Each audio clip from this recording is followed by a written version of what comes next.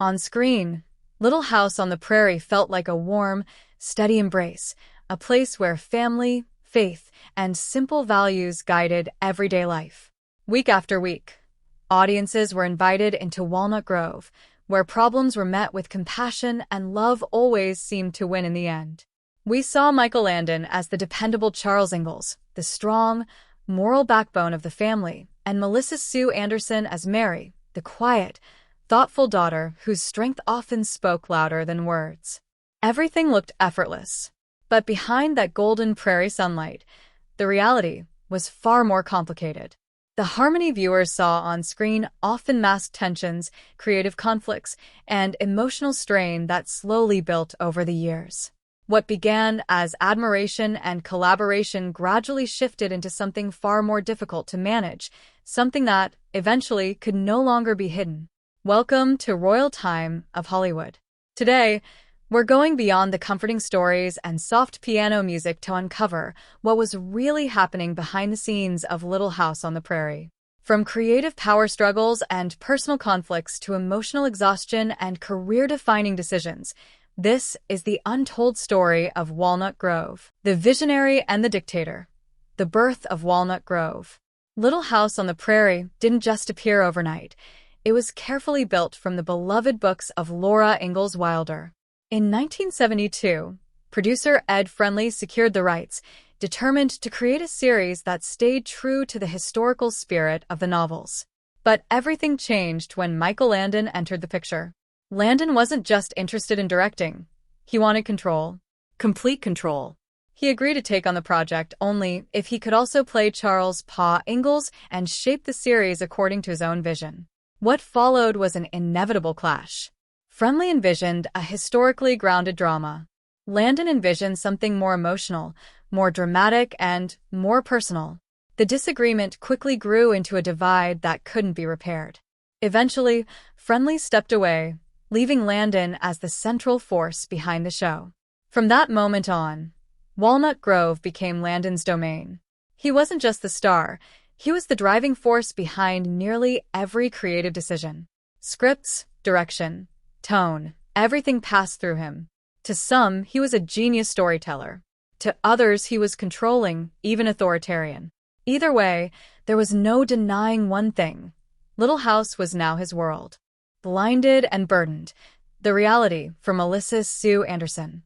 Before she ever stepped onto the prairie, Melissa Sue Anderson was just a young girl in Los Angeles, discovered unexpectedly and quickly thrust into the world of television.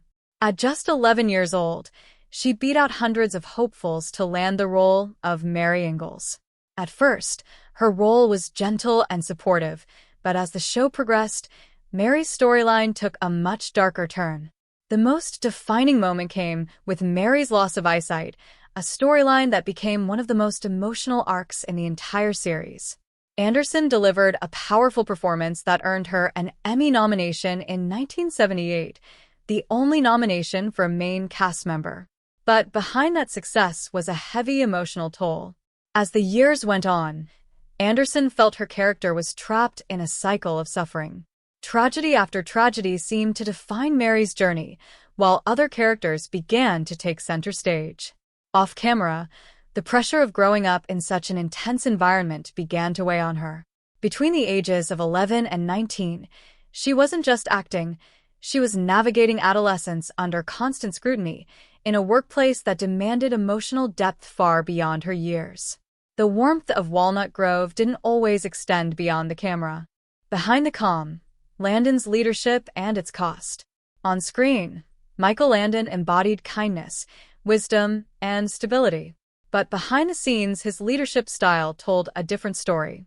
Landon demanded perfection. He expected discipline, professionalism, and absolute commitment from his cast and crew. While this helped maintain the show's high quality, it also created a certain distance, an environment where not everyone felt equally valued. The dynamic among the cast reflected this tension. While the Ingalls family appeared close-knit on screen, off-screen relationships were more complicated. Melissa Gilbert later described Anderson as reserved, even distant, but the deeper issues often traced back to the pressures of the set itself. Then came the moment that truly shook the foundation. Landon's personal life began to spill into the public eye when news of his relationship with stand-in Cindy Clerico became known. For many on set, especially those who viewed him as a father figure, this was more than gossip. It was a betrayal of the image he had carefully built. The illusion of Walnut Grove's perfect family began to crack. If you're enjoying this video, make sure to check out the other stories and shocking updates on our channel. We've covered many incredible celebrity journeys, tragic endings, and untold Hollywood secrets that you don't want to miss.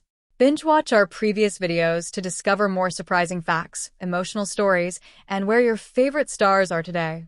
Your support helps us bring you more powerful content like this, so don't forget to explore, watch more, and stay tuned for the next video. Ma vs. Pa, a quiet but painful conflict. While much attention focused on the younger cast, Karen Grassel, who played Caroline Ma Ingalls, faced her own struggle behind the scenes. As a central figure in the family, Grassel believed her role deserved equal recognition and fair compensation. But negotiations with Landon didn't go as she had hoped. According to Grassel, Landon dismissed her concerns, suggesting that her character wasn't as essential to the show's popularity. What began as a professional disagreement soon became deeply personal. Their communication broke down. Her screen time reportedly decreased, and the emotional distance between Ma and Pa extended beyond the script. Years later, shortly before Landon's passing in 1991, the two finally reconciled. It was a moment of closure, but one that came after years of silence. The final goodbye to Walnut Grove. By the time season 7 arrived, Melissa Sue Anderson had reached a turning point. Mary Ingalls had endured heartbreak, loss, and transformation, but Anderson felt the character's journey had come to an end. There was nowhere left to go, creatively or emotionally. Her departure wasn't dramatic. It wasn't filled with conflict or headlines. Instead, it was quiet, marked by a personal decision to step away and move forward. In her 2010 memoir, The Way I See It, Anderson reflected on her time on the show with honesty.